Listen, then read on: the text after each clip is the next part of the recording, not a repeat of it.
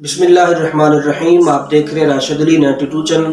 اس channel پر حمد، نعت، منقبت، اسلامی ویڈیو، موٹیویشنل ویڈیو، انبیاء کرام علیہ الصلوۃ والسلام کی سیرت کے بارے میں معلومات، تاریخ کے بارے میں معلومات، اس کے علاوہ بہت اہم اور ضروری چیزیں بیان کی جاتی ہیں۔ چینل لازمی سبسکرائب کریں، انشاءاللہ بہت ساری معلومات آپ کو حاصل ہوگی۔ آج ہم بات کریں گے کہ حضرت نوح علیہ الصلوۃ والسلام کی قوم پر جو عذاب آیا کہ ان کو پانی سے غرق کیا گیا۔ حضرت نوح علیہ الصلوۃ والسلام نے کشتی بنائی۔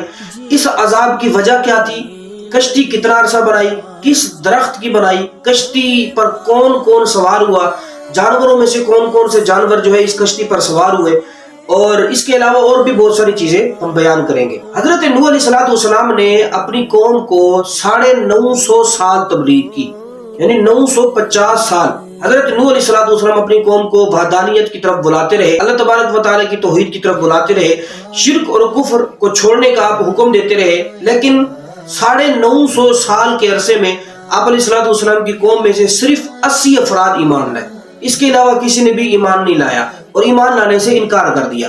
اللہ تعالیٰ نے حضرت نوح علیہ الصلوۃ والسلام کی طرف وحی فرمائی کہ اے نوح، آپ کی قوم میں سے جن لوگوں کے ایمان لانے کی امید تھی، جن کے ایمان کی توقع تھی، وہ ایمان لا چکے ہیں، اور اب جو ایمان نہیں لا رہے ان کے ایمان لانے کی کوئی امید نہیں ہے، کوئی صورت نہیں ہے، اب ان سے انتقام لینے کا وقت آ گیا ہے۔ حضرت نوح علیہ الصلوۃ والسلام کی قوم پر عذاب لانے کی کئی صورتیں تھیں، لیکن اللہ تبارک و تعالی نے حضرت نوح علیہ الصلوۃ والسلام کی قوم کو پانی کے اندر غرق کر کے عذاب دیا۔ پانی سے بچنے کی ایک صورت وہ کشتی ہوتی ہے، تو اللہ تعالیٰ نے حضرت نوح علیہ الصلوۃ والسلام کو کشتی بنانے کا حکم دیا۔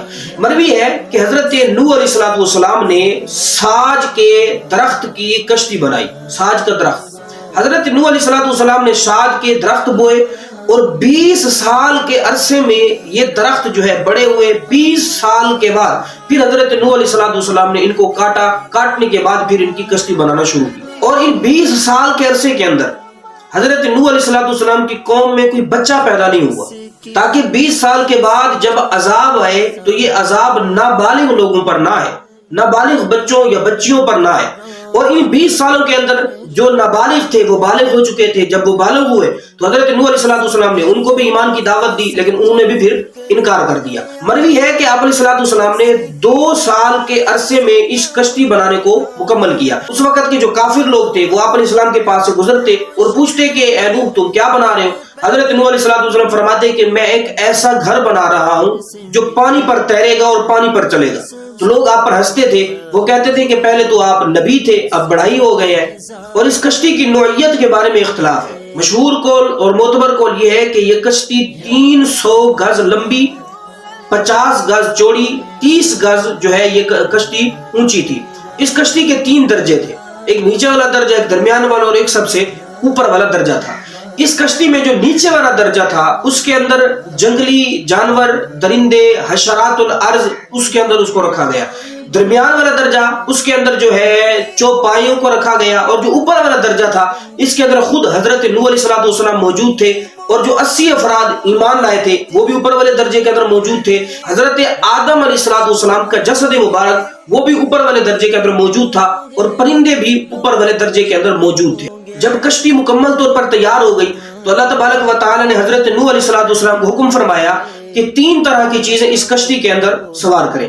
پہلی چیز کہ ہر جنس کے جانور میں سے، نر اور مادہ میں سے ایک ایک جوڑا اس کشتی کے اندر سوار کریں۔ حضرت نوح علیہ الصلوۃ والسلام کے پاس جانور آتے، حضرت نوح علیہ السلام دائیں ہاتھ سے نر جانور کو، بائیں ہاتھ سے مادہ جانور کو پکڑ کر کشتی کا جو سب سے نیچے والا درجہ تھا اس کے اندر اس کو سوار کر دیتے۔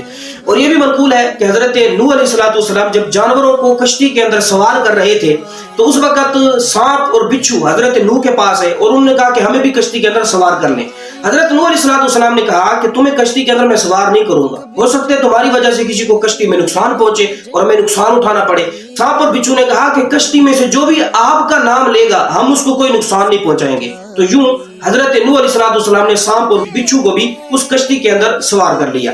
تو علماء فرماتے ہیں کہ جس کو بھی سانپ یا بچھو کے ڈسنے کا خوف ہو، سامنے سانپ موجود ہے یا بچھو موجود ہے، اس کو خوف ہے کہ مجھے ڈس لے گا، وہ یہ آیت پڑھے، انشاءاللہ عز و جل سانپ اور بچھو کے ڈسنے سے محفوظ رہے گا۔ سلام علی نوح فی العالمین، یہ آیت مبارکہ ہے۔ نمبر 2، دوسری چیز جو اللہ تبارک و تعالی نے حکم دیا کہ تم اس کشتی کے اندر سوار کرو، وہ یہ تھی حضرت نوح علیہ الصلوۃ والسلام کے اہل خانہ۔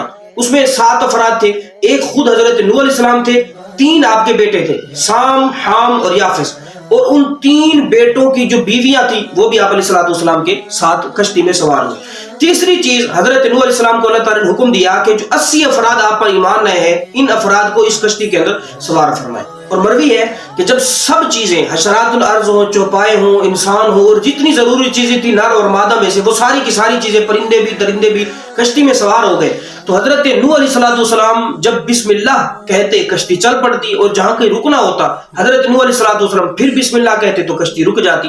اب سیلاب کیسے آیا؟ سیلاب آنے کی جو کیفیت تھی وہ یوں تھی کہ 40 دن تک آسمان سے تیز ترین موسلادھار بارش برستی رہی، اور زمین نے بھی اس قدر پانی نکالا کہ جیسے زمین کے ہر خطے میں سے، ہر جگہ میں سے چشمہ پھوٹ پڑا ہو۔ آسمان سے بھی پانی برسا، زمین سے بھی پانی نکلا۔ 6 مہینے تک یہ کشتی اس پانی پر سوار رہی، اور اس پانی اس قدر ہو گیا کہ پہاڑوں کی چوٹیوں سے بھی اوپر ہو گیا۔ ہوا اس قدر تھی کہ پانی کی لہریں پہاڑیوں کی چوٹیوں سے بہت زیادہ بلندی سے لہریں مار رہی تھی۔ حضرت نوح علیہ السلام کی کشتی انہی لہروں کے درمیان جو ہے وہ رواں دواں تھی۔ حضرت نوح علیہ السلام کا ایک بیٹا تھا کنعان۔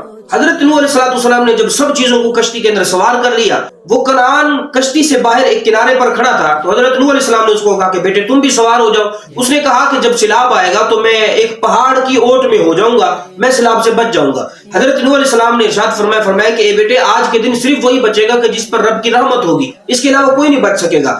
تو اس نے آپ کی بات نہیں مانی۔ جب یہ آپس کے اندر بات چل رہی تھی، اس کنعان اور حضرت نوح علیہ السلام کے درمیان، اتنے میں ایک پانی کی لہر آئی، اور اس پانی کی لہر نے آپ کے بیٹے کنعان کو ڈبو دیا، اور یوں وہ اپنے انجام کو پہنچا۔